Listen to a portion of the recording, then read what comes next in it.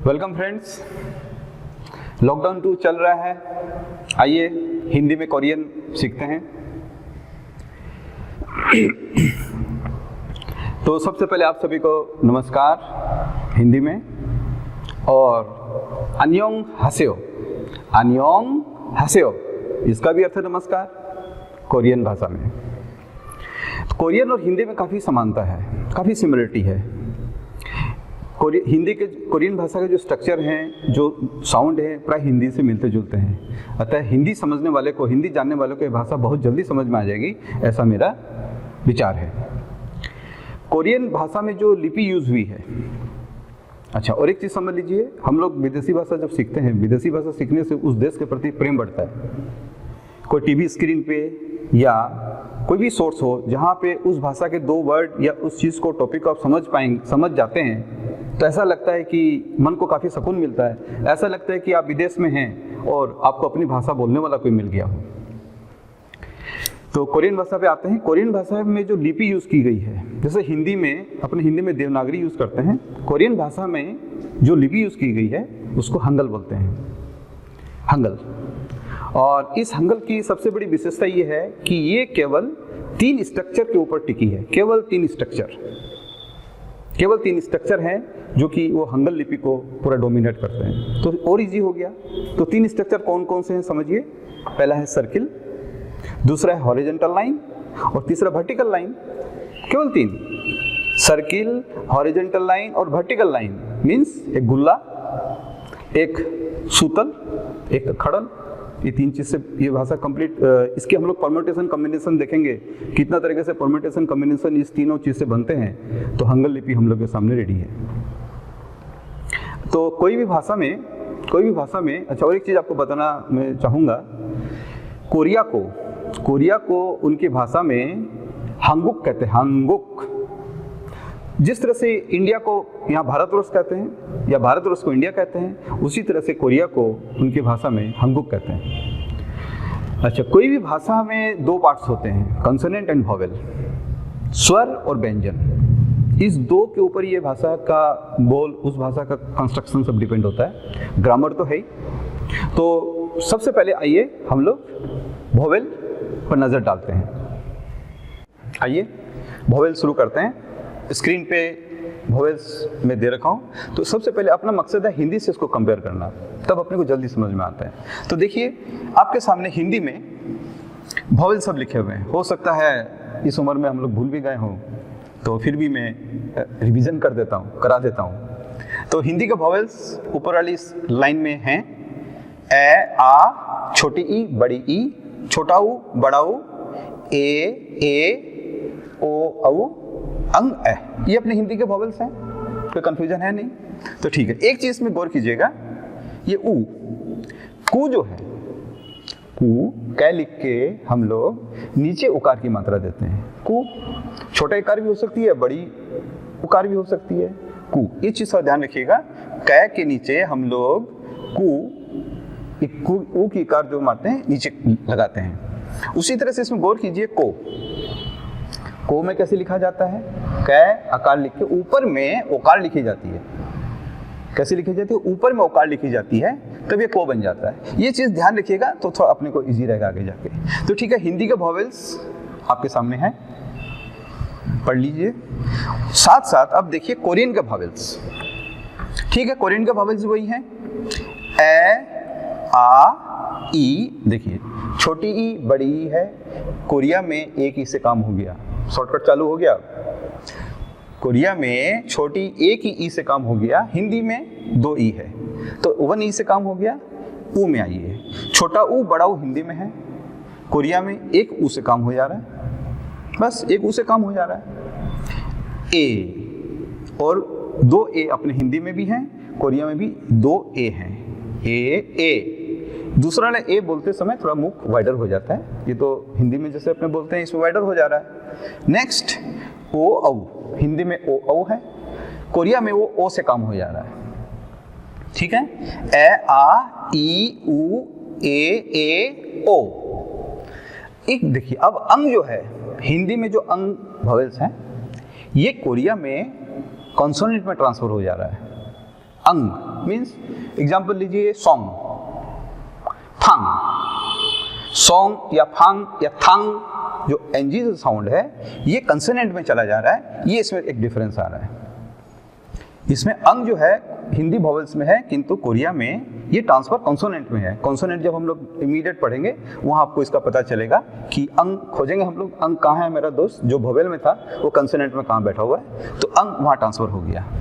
फिर देखिए ए, हिंदी में ए है, कोरिया में भी इसी रिलेटेड एक साउंड है तो ठीक है, ये कैसे होगा ये आपको इमीडिएट जब हम लोग स्ट्रक्चर पढ़ेंगे तब पता चलेगा। और एक इंपॉर्टेंट बात, ये कोरियन वॉवेल यहाँ तक पहुँच गए, इसके साथ ये देखिए ए और वे। हिंदी में क्या था, हिंदी में ये, रे, ले, वे, ये 4 कॉन्सोनेंट थे, सेमी कॉन्सोनेंट भी बोला जाता है। इसमें से ये और लास्ट वाला वे, ये वॉवेल बनके कोरिया में आ गए। ये और वे अपने हिंदी में सेमी कॉन्सोनेंट के रूप थे, ये वॉवेल बनके कोरिया में आ जा रहे हैं। तो ये और वे, ये जो है हिंदी में सेमी कॉन्सोनेंट, अब यहाँ पे वॉवेल बन गए। अब आप पूछेंगे भी सर रे और ले क्या हुआ, भाई रे और ले जो छूट गया, ठीक, अभी कंसोनेंट तो आ रहा है हम लोग के सामने, कंसोनेंट में देखेंगे रे और ले, ये कंसोनेंट में, कोरिया कंसोनेंट में मिलेगा हमें। अच्छा, तो ये कंप्लीट ए, आ, ई, उ, ए, ओ, ये चला गया कंसोनेंट में। ये जो है ई, अ, ये जो वर्ड है ये हम लोग देखेंगे, ये और वह यहाँ पे ऐड हो रहा है, कोरियन वॉवेल्स में ये और वह ऐड हो रहा है। चलिए अब इसका लिखने का पैटर्न देखिए, बस अपने पास तो यही है, गुल्ला, सूतल और खड़ल, ये 3 चीज से सब कुछ हम लोग को बनाना है, इसी का परम्यूटेशन कॉम्बिनेशन। अब देखिए मजा, तो देखिए सबसे पहले हम लोग ए पे जाते हैं। तो ठीक है, ये जो आपको सर्किल दिख रहा है, जो सर्किल है इस वॉवेल्स में ये वॉइसलेस हो जाता है, इसका साउंड 0 हो जाता है, तो इसे हम लोग वॉइसलेस सर्किल यहाँ बोलते हैं। यही जब कॉन्सोनेंट में जाएंगे तो हम लोग को जो ये दिख रहा था अंग, ये अंग साउंड होगा इसका, तो कंसोनेंट में होगा। तो एक बार फिर रिपीट करेंगे तो और समझेंगे। तो यहाँ पे जो सर्किल आ रहा है ये वॉइसलेस सर्किल है, तो कोई भी वॉवेल्स के आगे ये वॉइसलेस सर्किल देना पड़ता है, ये इनका तरीका है। तो वॉइसलेस सर्किल क्यों है, कारण इस वॉइसलेस सर्किल में कोई जाके जुड़ेगा, कौन जुड़ेगा, कंसोनेंट जुड़ेगा। तो इस वॉइसलेस सर्किल को हटा के हम लोग यहाँ कंसोनेंट जोड़ेंगे। ये अकेला जब रहेगा तब वॉइसलेस सर्किल इसमें देना पड़ता है। तो सिंपलिसिटी के लिए मैं किसी में वॉइसलेस सर्किल और नहीं लगाया हूँ, कारण ऐसे समझने में थोड़ा इजी लग रहा है। तो वॉइसलेस सर्किल सब में नहीं लगाया हूँ, हालांकि सब में लगेगा, वो जब आप हम लोग वर्ड सीखेंगे, कोरियन वर्ड सीखेंगे, तो वहाँ पे आपको वो सर्किल मिलेगा। तो आइए पहला देखते हैं। तो सबसे पहले स्टार्ट किया गोल्ला से, वॉइसलेस सर्किल, तो बहुत सुंदर लगता है दिख के, तो वॉइसलेस सर्किल आ गया। फिर देखिए अपने पास ये 2 लाइन है, बस इसी से अपना सब काम हो जा रहा है। तो एक वर्टिकल लाइन और लेफ्ट में हॉरिजॉन्टल लाइन, पहले वर्टिकल लाइन और लेफ्ट में मिडिल में हॉरिजॉन्टल लाइन, तो बन गया हम लोग का ए। कुछ नहीं है, एक इधर लाइन और एक लेफ्ट में लाइन, तो ए बन गया। तो ये थोड़ा सा समझिए, वॉइसलेस सर्किल और एक वर्टिकल लाइन एंड लेफ्ट में हॉरिजॉन्टल लाइन, तो ये बन गया ए। अब ये देखिए स्ट्रक्चर, ये तो अपने को मिलता जुलता है, ये तो अपना पुराना दोस्त दिख रहा है। कैसे भाई, सभी इसको यूज करते हैं, रुपीस के आगे कौन लगाता है, सभी लगाते हैं। एक वर्टिकल लाइन देके एक हॉरिजॉन्टल लाइन देते हैं, तो रुपीस का ये जो स्ट्रक्चर है रुपीस के सामने हम लोग लिखते हैं। तो ये देखिए एक वर्टिकल लाइन एक हॉरिजॉन्टल लाइन, ये बन गया हमारा आ। ये देखिए वर्टिकल लाइन और ये horizontal line, vertical line horizontal line बन गया आ। 2 वर्ड हो गए कंप्लीट, ए आ। अब देखिए ई, छोटी बड़ी को झमेला नहीं है, एक ही से काम हो जा रहा है। तो बस single line, single vertical line, single vertical line से ई डेनोट हो गया। चलिए आगे चलते हैं। अब इसमें आइए, हम पहले भी बताए थे आपको कि कू को कैसे लिखते हैं। कू के नीचे कुछ उकार की मात्रा रहती है, ठीक है। तो ऊपर एक हॉरिजॉन्टल लाइन और कू को नीचे लेके आ गए, जैसे कू नीचे होता है उसी तरह से वर्टिकल लाइन को नीचे लेके आ गए, हॉरिजॉन्टल लाइन और ये कू को हम लोग नीचे लेके आ गए। तो इसमें बहुत माइंड को बहुत जल्दी मिलेगा सेटअप होने में। कू कैसे लिखेंगे, यहाँ पे देखिए एक नीचे एक हम लोग उकार की मात्रा मारते हैं, तो ठीक है हॉरिजॉन्टल लाइन और नीचे एक उकार की मात्रा दे दीजिए, ये बन गया ऊ। अब देखिए मजा ए और ए में, और एक विशेषता देखिए इसमें। देखिए ए लिखने के लिए एक नया स्ट्रक्चर बन गया, ए लिखने के लिए हिंदी में एक नया स्ट्रक्चर आ रहा है, वह लिखने के लिए हिंदी में एक नया स्ट्रक्चर आ रहा है। ठीक है, ए लिखने के लिए अपना नया स्ट्रक्चर आ गया, यहाँ भी नया स्ट्रक्चर आ गया, और यह और वह भी हमारा एक नया स्ट्रक्चर है। ये स्ट्रक्चर किसी दूसरा से मिलता नहीं है। कोरियन में ये बहुत साइंटिफिक लैंग्वेज बन के निकली है, बहुत साइंटिफिक लैंग्वेज है ये। यहाँ पे देखिए इसका ब्रेकअप, अब देखिए ए को हम लोग कैसे बोलते हैं, ए का ब्रेकअप क्या है, ए का ब्रेकअप क्या है, ए जोड़ ई, ए जोड़ ई, ए के साथ ई जब जोड़ेंगे तो देखिए तो भैया ए का साउंड हो ही रहा है, गजब का चीज है। तो ये तो बहुत इजी हो गया, ये ए को लेके आएंगे, ये रहा ए, अब ई, ये ई को लेके आएंगे, ई, ए जोड़ ई, ये बन गया हमारा पहला ए। तो ए के लिए अपने को नया स्ट्रक्चर नहीं है, याद दिमाग में रखना पड़ रहा है, कोई नया कोई डायग्राम नहीं आ रहा है ए के लिए, बस ए जोड़ ई, ए।